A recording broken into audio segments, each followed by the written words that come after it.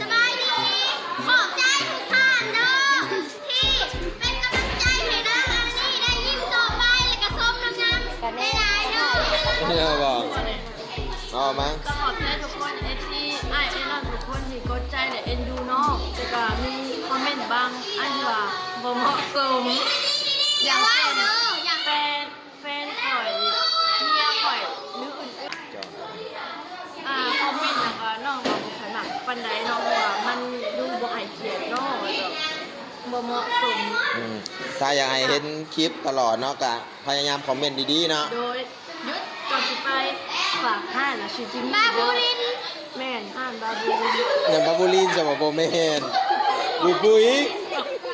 มาเด้อบูบุย บูบุยอันบูบุยอัน มาเด้อกันแล้วบูบุยอ่ะ